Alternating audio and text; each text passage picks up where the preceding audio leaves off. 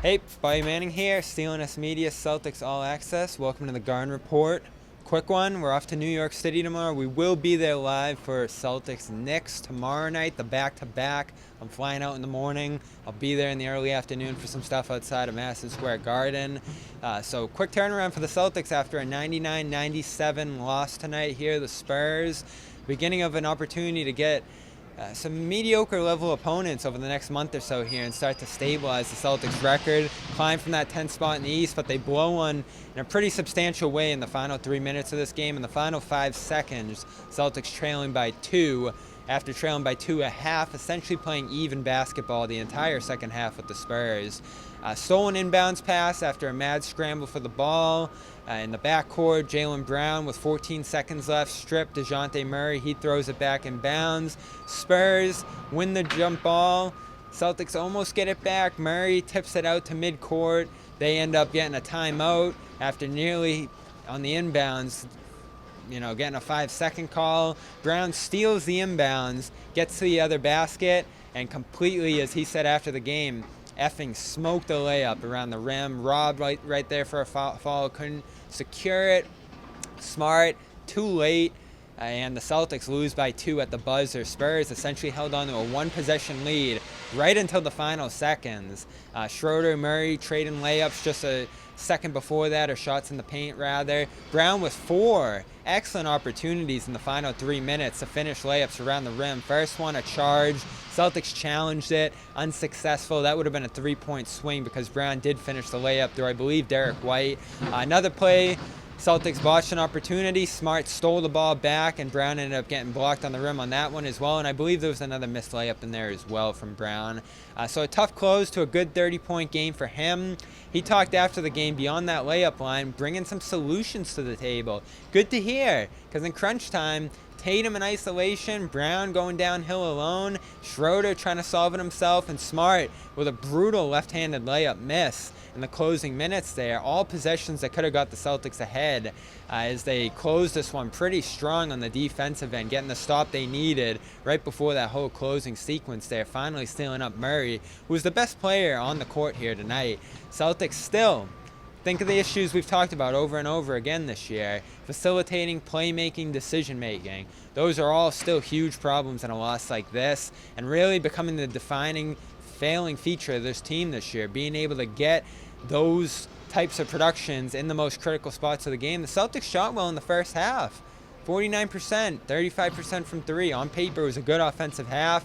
They only lose that half by 2 on a tough call on Marcus Smart falling under Bryn Forbes there, and what got called a flagrant foul, and 3 free throws as well. Probably the right call, but a tough one that goes against you. Celtics just never got that run in the second half, so Brown has a solution. Play through the big men. Get easy looks off them. Do the stuff they did against Phoenix on Friday, which was largely absent in this one. Here's what he said after the game.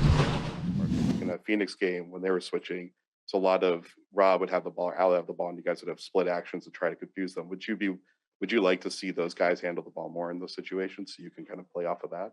Absolutely. And I think even in this game, when we went on good offensive stretches, the ball, was coming from Al, coming from Rob, et cetera, and we were cutting, setting screens, and taking advantage of, some of those actions, how they were guarding us. And then we kind of went away from that. And we got to make teams pay. We can't just be out there playing basketball. We got to, read the game a little bit better. And tonight was a tough loss. I smoked the fucking layup, but I'll bounce back tomorrow. So it's good to hear. It's not just new year, new us. We'll figure it out. A real solution here that I think has to be the first point for the Celtics team going forward. Try to figure out some other ways to play, especially in the most critical moments of the game. We know how bad they are in the fourth quarter this year, so why not give Rob that opportunity?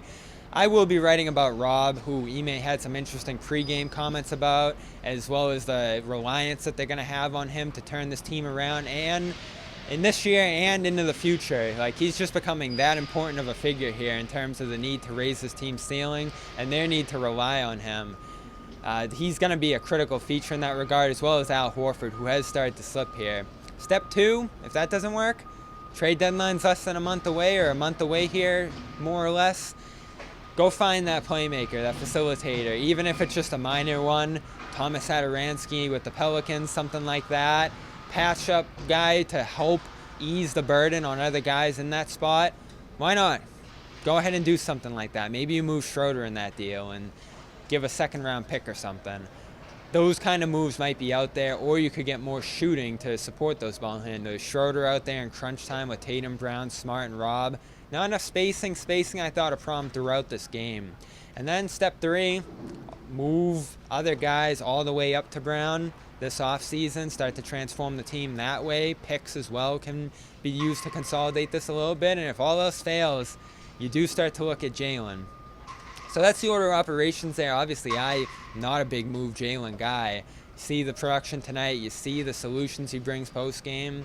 I like what he's bringing to this team still and into the future as a complement to Tatum, who really struggled in his return, 6 of 20. Celtics leaned on Brown, Smart throughout this one to try to get them through, but it doesn't work. They lose 99-97. We're on to New York, so are they. Follow CLNS Media, Celtics All Access, Celtics CLNS on Twitter, all our social channels, CLNS Media as well as Celtics CLNS there. Just give us follows, help us support us into the new year, as well as our sponsors, com.com/garden, 40% off a premium subscription. COVID, stress, all kinds of things messing with your social media into the new year. Unwind, get on Calm, use their guided meditations as well as the rain and other sounds that they have to get you some sleep. I need it here before this flight to New York. I'm going to get a little bit of sleep using Calm tonight, as well as LinkedIn.com. Post your job for free. It's a huge deal right now with the labor market and everything going on there. Ton of demand for workers. Go check out LinkedIn, and our night's over. I can see the light flickering here. LinkedIn.com/garden. Check out Celtics CLNS, Celtics All Access, as well as CLNS Media for all our coverage in New York. I will see you out there. I'm Bobby Manning. Good night.